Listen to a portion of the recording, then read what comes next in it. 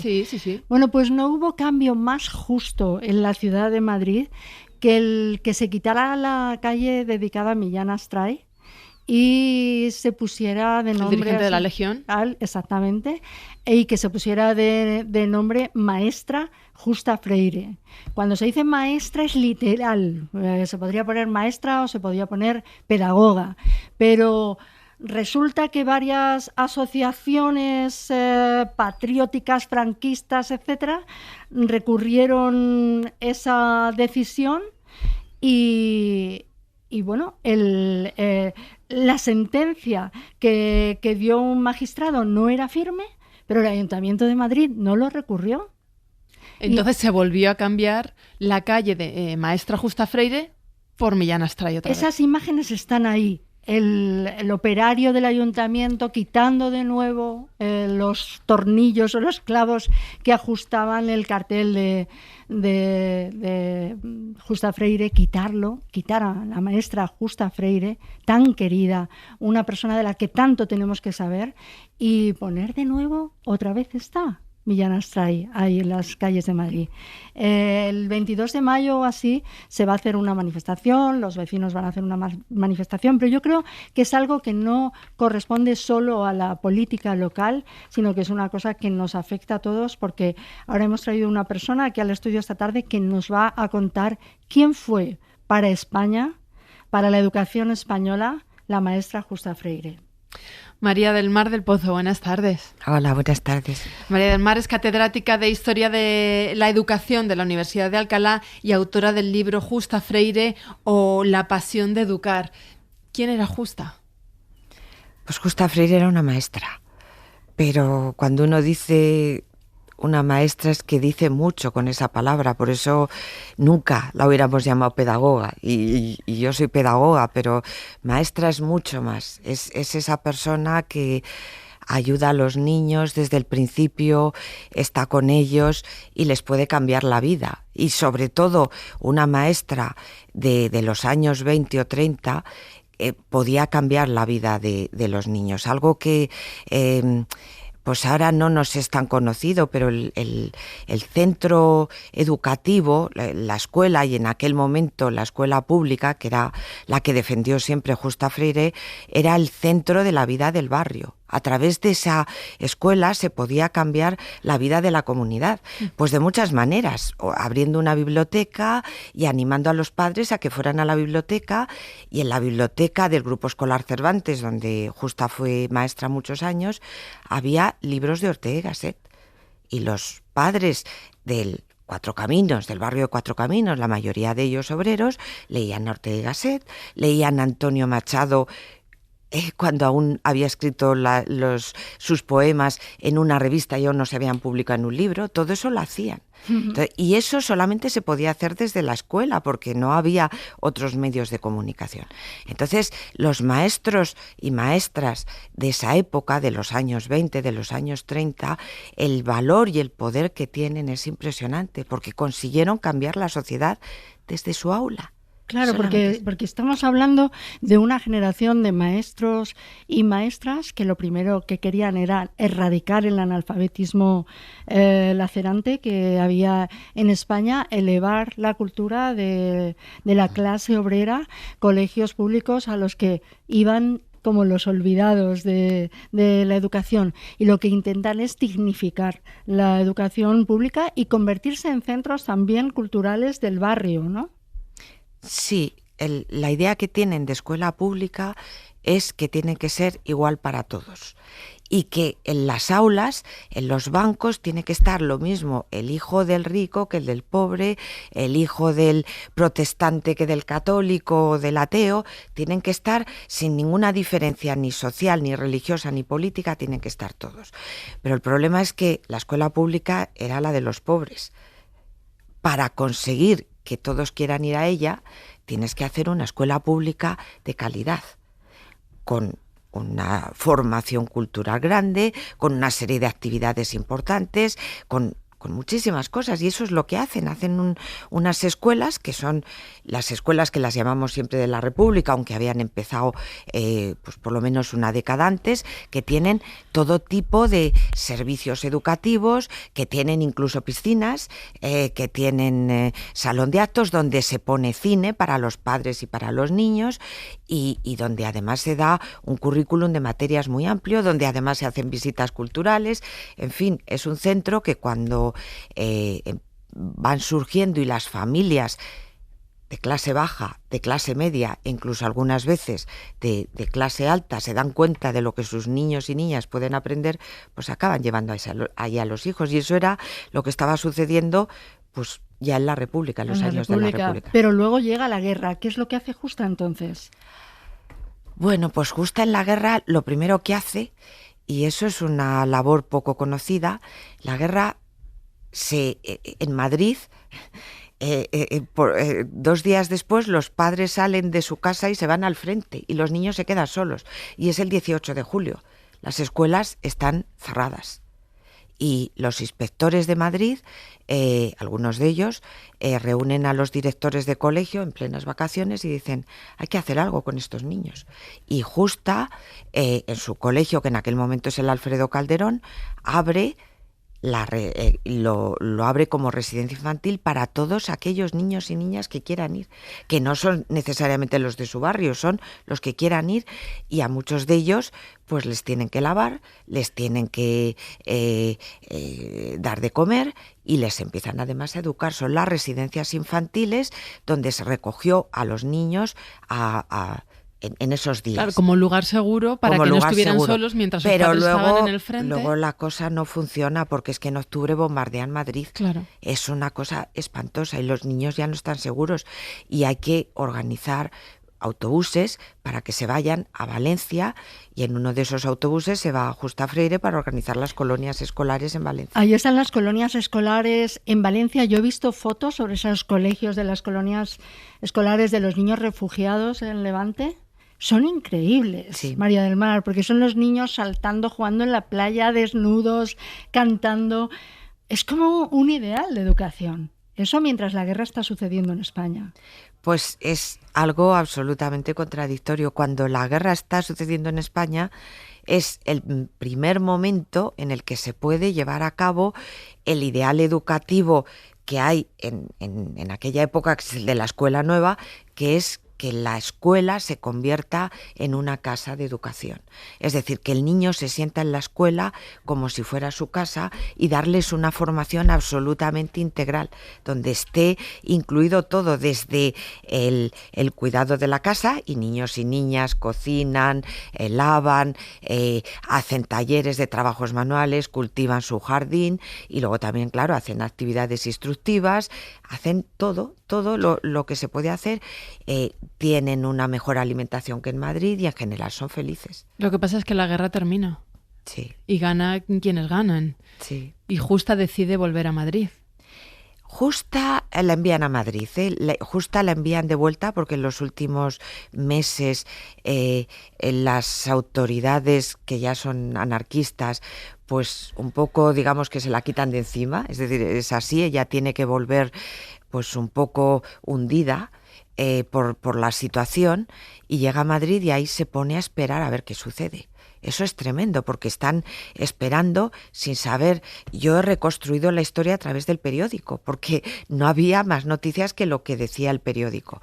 Y en el periódico Franco dice todos los días que todos los que no tengan delitos de sangre no les va a pasar nada, que van a volver a su trabajo, que no se preocupen. Ella, yo no sé si se lo cree o no, pero cuando el 1 de abril ya acaba la guerra, creo que 2 semanas después abriría el periódico y vería que la primera de los maestros de Madrid a la que han expulsado del magisterio es a ella. Estaba la primera de la lista. Y no se lo comunicaron, lo tuvo que ver en la prensa. ¿Tú crees que sabemos, o que la gente sabe suficientemente, la depuración del magisterio español que hubo por parte de Franco? ¿Tú crees que se sabe? Al principio fue la violencia en caliente, es decir, matar, fusilar a maestros, luego la cárcel, luego el quitarles sus derechos, esa persecución para al magisterio? Yo no sé si lo saben. Nosotros los historiadores hacemos lo posible porque se sepa. Lo primero que hay que saber es que uno piensa que el maestro depurado fue el castigado, pero no. Hay que entender que todos los alrededor de 35.000 maestros y maestras que había en España, todos fueron depurados. ¿Qué quería decir esto? Que todos tuvieron que rellenar un cuestionario demostrando y justificando lo que habían hecho en la guerra y dando noticias de lo que había sido su vida y de cómo pensaban y de cómo sentían. Y la última pregunta de ese cuestionario les obligaban a denunciar a sus compañeros, sabiendo que si no denunciaban a nadie, pues podía tener consecuencias para ellos. Ahí se puede, el ser humano, espero que alguna vez alguien estudie solamente esa última respuesta. Y entonces a ella alguien la denunció. A ella fue aún más gordo, porque a ella la denunciaron no por la parte administrativa, que también, eso lo ha pasado como todo el mundo, a ella la denunciaron ante un juzgado militar. Es decir, ella pasó un proceso militar. ¿Pero cómo fue eso? Cuéntanoslo, porque es muy curioso. Pues ella, aparte, estaba en su casa, habría empezado su expediente de depuración, habría rellenado, había contestado sus preguntas y estaba esperando la respuesta, no se había resuelto aún. Y un día, que fue exactamente el 24 de mayo, vinieron a buscar la casa.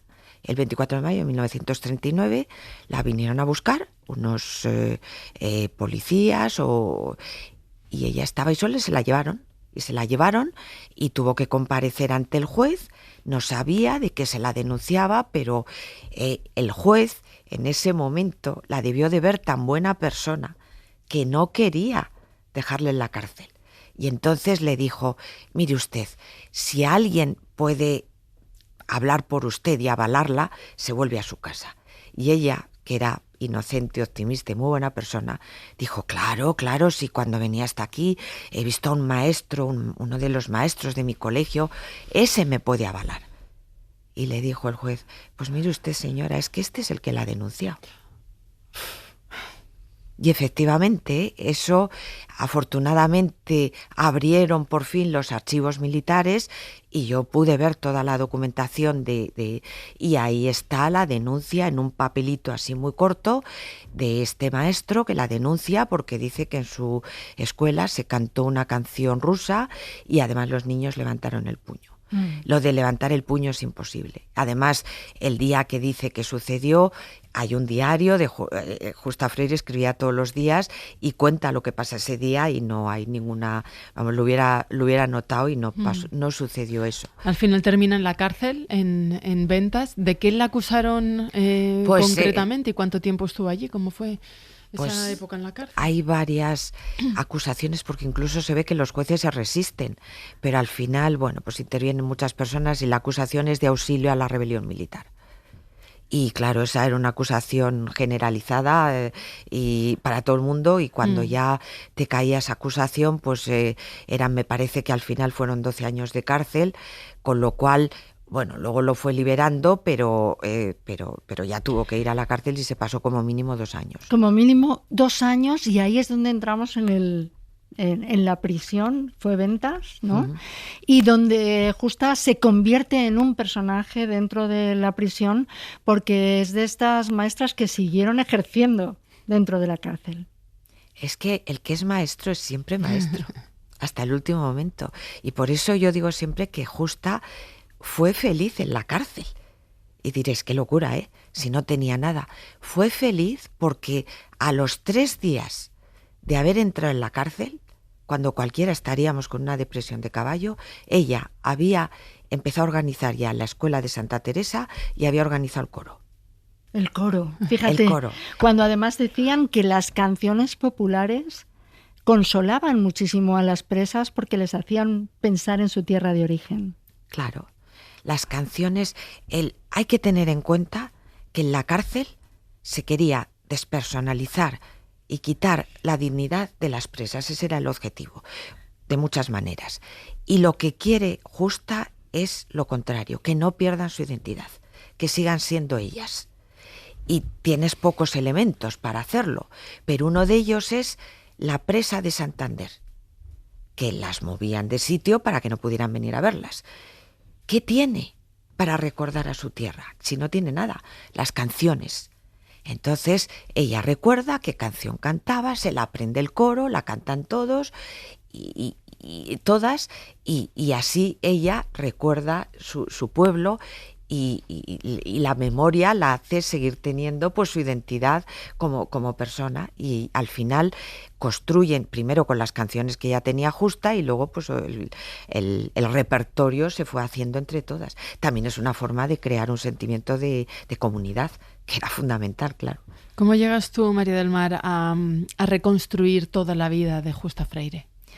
Yo no hubiera jamás podido hacerlo si no nos hubieran dado el archivo de Justa Freire, que es muy significativo que Justa conservara toda su documentación, lo cual quería decir, lo dijo un historiador francés, que cuando uno archiva su propia vida es un proyecto autobiográfico. Ella no escribió su autobiografía, pero lo dejó ahí para que alguien escribiera la biografía. ¿Y a quién se lo dejó? Se lo dejó a su familia, y su familia era su amiga del alma, con la que vivió siempre, y los hijos de esa amiga del alma, que fueron sus hijos adoptivos al final. Y ella, la hija adoptiva, Cuca, al final me lo acabó dejando a mí, y en realidad lo legó a la Fundación Ángel y Orca, y ahí está. ¿Qué fue de Justa después de la cárcel? ¿Sale de la cárcel como en el año 42 o así? Sí, 41 o 42, creo. ¿Y qué puede hacer? ¿Puede dar clase? Ya no es reconocida como maestra.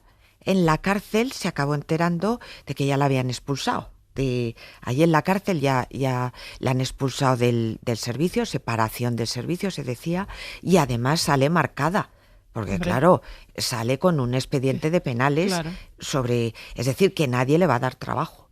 ¿Cómo sobrevive? Pues una historia que espero que se cuente algún día. Sobrevive dando clases particulares. Que hicieron muchos maestros de la República. Sí, los maestros castigados en su casa daban clases particulares. Es una historia que solamente se puede contar oralmente, no hay un solo papel.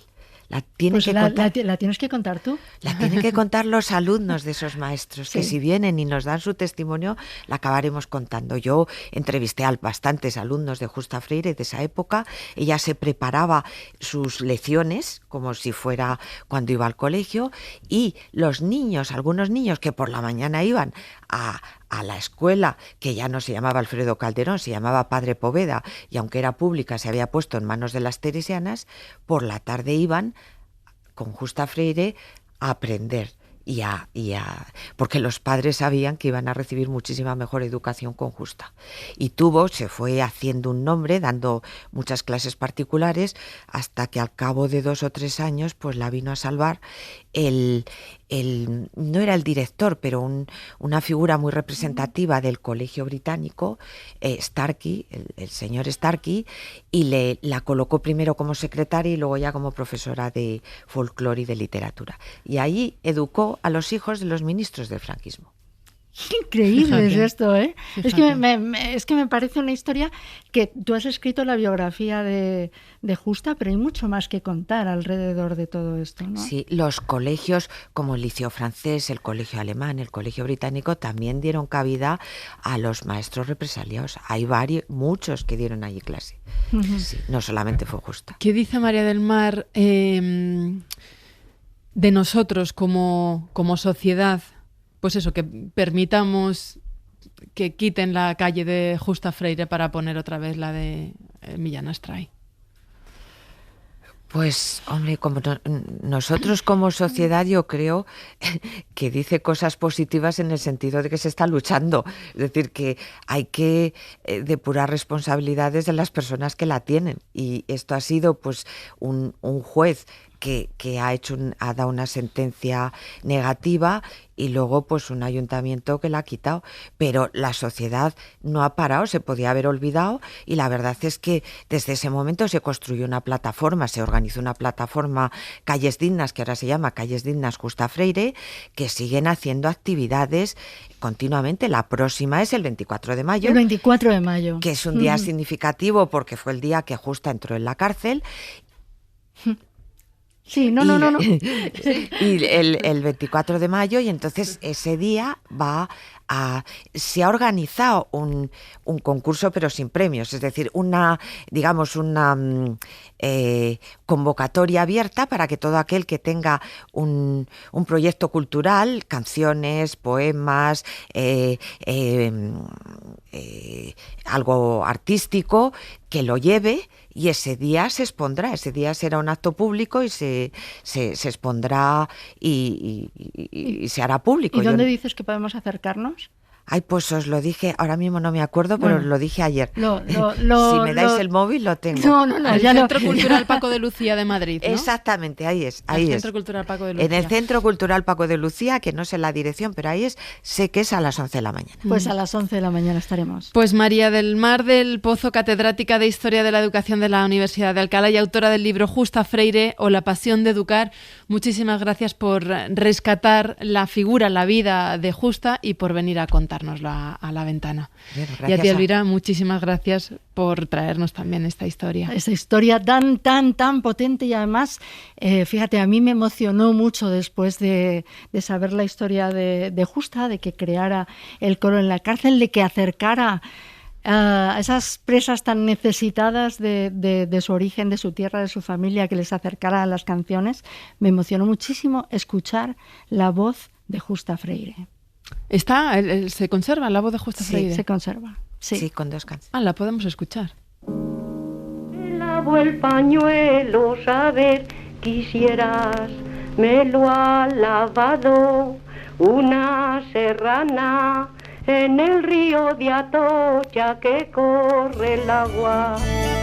Una lo lava, otra lo tiende, otra le tira rosas y otra claveles. Tú eres la rosa, yo soy el lirio, quien fuera cordón de oro de tu justillo. Esta canción que escuchábamos en voz de Justa Freire al principio y que luego versionó, interpretó Luis Pastor, qué maravilla y qué emoción poder escucharla, ¿no? Sí. ¿Cuándo la escuchaste tú por primera vez? Pues cuando Cuca, la hija adoptiva, nos dio el disco original, que además lo grabó y se gastó el dinero Justa para grabarlo, porque formaba parte de un nuevo proyecto educativo que tenía de llevar las canciones populares a la escuela, que luego no como muchos otros de sus proyectos ya de después de la guerra, pues no cuajaron. No hay nada tan cercano en una persona para acercarnos a ella como escuchar la voz, ¿verdad? Fíjate, es algo muy siempre especial. Una cosa que nos queda siempre cuando hablamos de esto es que la voz, por ejemplo, de García Lorca no está registrada en ninguna parte, ¿no? Sí. Y sin embargo, pues la de Justa Freire sí. Muchísimas gracias, María del Mar. Gracias Elvira. a vosotros. Ha sido un gusto. Igual.